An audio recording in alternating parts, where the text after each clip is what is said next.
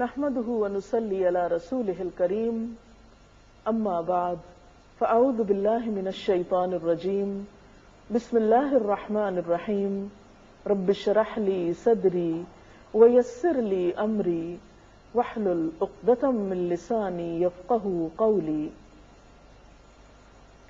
ناظرین، ہماری آج کی گفتگو کا موضوع ہے روزہ ڈھال ہے۔ ڈھال کس کو کہتے ہیں؟ ڈھال کے لیے انگریزی میں لفظ شیلڈ استعمال ہوتا ہے۔ پرانے زمانے میں جب لوگ جنگ کیا کرتے تھے تو دشمن کے وار سے اپنے آپ کو بچانے کے لیے ڈھال یا شیلڈ کا استعمال کیا جاتا تھا۔ اسی سے تشبیہ دیتے ہوئے آپ صلی اللہ علیہ وسلم نے روزے کو بھی ڈھال قرار دیا کہ روزہ دشمن کے وار سے بچانے والا ہے، محفوظ کرنے والا ہے۔ ہم سب جانتے ہیں کہ ہمارا دشمن شیطان ہے۔ ان الشیطان لکم عدو مبین، کہ یقیناً شیطان تمہارا کھلا دشمن ہے۔ وہ ہمیں بہت سے برے کاموں پر اکساتا ہے۔ رمضان میں جب بڑے بڑے شیاطین کو قید کر دیا جاتا ہے تو خود بخود ہمارا ایک طرح سے بچاؤ ہو جاتا ہے، لیکن اس کے باوجود ہم اپنے نفس کی شرارتوں اور خرابیوں کی وجہ سے بسا اوقات گناہوں میں مبتلا ہو جاتے ہیں۔ لیکن جب انسان روزہ رکھتا ہے تو روزے کی وجہ سے اس کے اندر ایک خاص روحانی قوت پیدا ہوتی ہے۔ وہ قوت اس کو گناہوں سے بچنے میں مدد دیتی ہے، اور روزہ انسان کو مسلسل یہ احساس دلاتا ہے کہ اسے گناہ کے قریب نہیں جانا، اسے اللہ تعالیٰ کی ناراضگی کا کام نہیں کرنا۔ جس طرح اس کا شعور اور احساس سارا دن زندہ رہتا ہے کہ مجھے کچھ کھانا نہیں کیونکہ میں روزے سے ہوں، اسی طرح گناہوں کے قریب جاتے ہوئے بھی اسے ایک احساس ضرور ہوتا ہے۔ اسی لیے ہم دیکھتے ہیں کہ روزے کی حالت میں نہ صرف یہ کہ کھانے پینے سے منع کیا گیا، بلکہ کچھ اور برائیوں سے بھی بطور خاص رکنے کو کہا گیا، اور اس طرح یہ روزہ ہمیں برائی سے بچنے میں مدد دیتا ہے۔ ایک حدیث میں آتا ہے، عن ابی ہریرہ قال قال رسول اللہ صلی اللہ علیہ وسلم الصیام جنۃ وَإِذَا كَانَ يَوْمُ صَوْمِ أَحَدِكُمْ فَلَا يَرْفُثْ وَلَا يَسْخَبْ فَإِنْ سَابَّهُ أَحَدٌ أَوْ قَاتَلَهُ فَلْيَقُلْ إِنِّي امْرُؤٌ صَائِمٌ۔ حضرت ابو ہریرہ رضی اللہ تعالی عنہ سے روایت ہے کہ رسول اللہ صلی اللہ علیہ وسلم نے فرمایا، روزہ ڈھال ہے، لہذا جب کوئی روزہ رکھے تو فحش باتیں نہ کرے، بےہودہ پن نہ دکھائے۔ اگر کوئی دوسرا شخص روزہ دار سے گالی گلوچ کرے یا جھگڑے تو روزہ دار کہہ دے کہ میں روزے سے ہوں، یعنی اسے کسی کی بےہودگی کا جواب نہیں دینا، کسی کے لڑائی جھگڑے کا جواب اس شکل میں نہیں دینا، اور اس طرح روزہ ایک طرح سے دو لوگوں کے بیچ میں جھگڑے کو بچانے میں ڈھال کا سا کام دیتا ہے، یا جھگڑے کو آگے بڑھنے سے بچاتا ہے، اور دو لوگوں کے بیچ میں تعلقات درست رہتے ہیں، کیونکہ کبھی بھی کوئی لڑائی یا فساد یا دنگا یک طرفہ نہیں ہوتا۔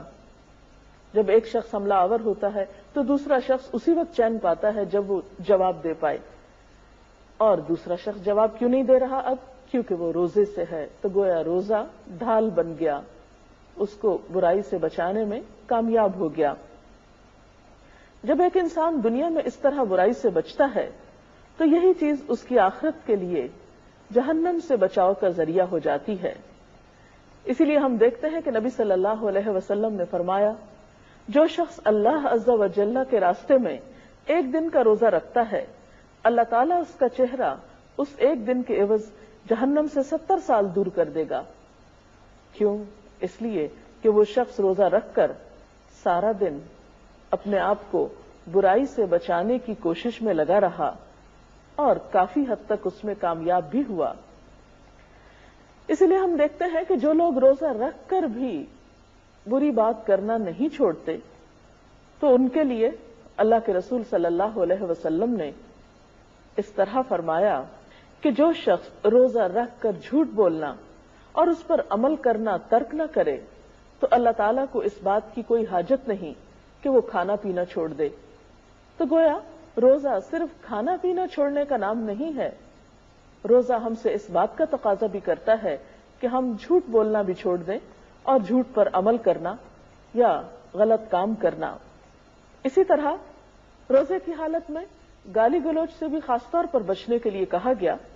آپ صلی اللہ علیہ وسلم نے فرمایا کہ روزے کی حالت میں کسی کو گالی نہ دو، اگر کوئی دوسرا تمہیں گالی دے تو اس سے کہو میں روزے سے ہوں، یعنی جواب نہ دو، اور اگر کھڑے ہو تو بیٹھ جاؤ، کیونکہ غصے کی حالت میں انسان اگر اپنی پوزیشن تبدیل کر لے تو اس کے غصے میں کمی ہو جاتی ہے۔ روزہ اگرچہ ڈھال ہے، انسان کو گناہوں سے بچنے میں مدد دیتا ہے اور قیامت کے دن جہنم کی آگ سے بچاؤ کے لیے بھی مددگار ہوگا، لیکن یہ بات ضرور یاد رہے کہ یہ بچاؤ اسی وقت ہو سکتا ہے جب ڈھال مضبوط ہوگی۔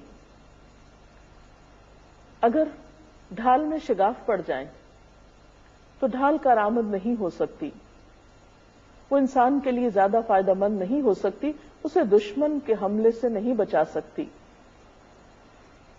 تو ایسے میں ہم سب کو ان امور سے بھی پرہیز کرنا ہوگا جو اس ڈھال میں شگاف ڈالنے والے ہیں، سوراخ کرنے والے ہیں، اس ڈھال کو کمزور کرنے والے ہیں۔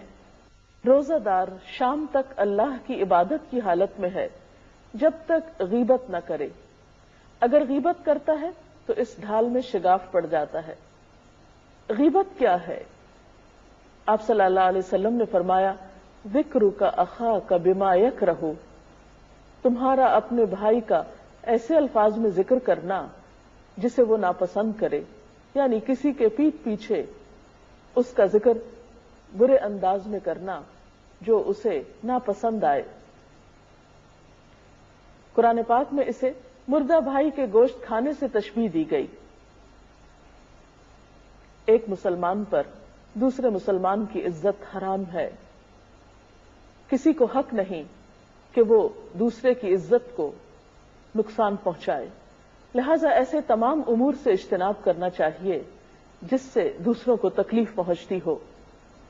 اسی طرح انسان جب روزے کی حالت میں جھگڑا کرتا ہے، فحش باتیں کرتا ہے، تو یہ تمام چیزیں اس کے روزے کو نقصان دینے والی ہیں۔ یہ کیسے ہو سکتا ہے کہ ایک شخص روزہ بھی رکھے اور پھر جھوٹ بولے؟ نبی اکرم صلی اللہ علیہ وسلم نے فرمایا آدمی جب جھوٹ بولتا ہے تو اس جھوٹ کی بدبو سے فرشتہ 1 میل دور چلا جاتا ہے۔ کہیں ایسا تو نہیں کہ ہم روزہ رکھتے ہوں اور بے دھیانی میں یا لاپرواہی میں ہم ان گناہوں کے مرتکب بھی ہوتے ہوں؟ اگر معاملہ ایسا ہو تو پھر کہیں ایسا نہ ہو کہ اس ڈھال میں شگاف ہو جائیں، اور اگر اس ڈھال میں شگاف ہو گئے تو پھر یہ آخرت میں عذاب جہنم سے نجات کا ذریعہ کیسے بنے گی؟ تو آئیے اللہ تعالیٰ سے دعا کرتے ہیں کہ اللہ تعالیٰ واقعی ہمارے روزے اس طرح کے بنا دے کہ وہ ہمیں آئندہ سالوں میں بھی برائیوں سے بچنے میں مددگار ہوں اور آخرت میں عذاب جہنم سے بچنے کے لیے مددگار ہوں۔ وآخر دعوانا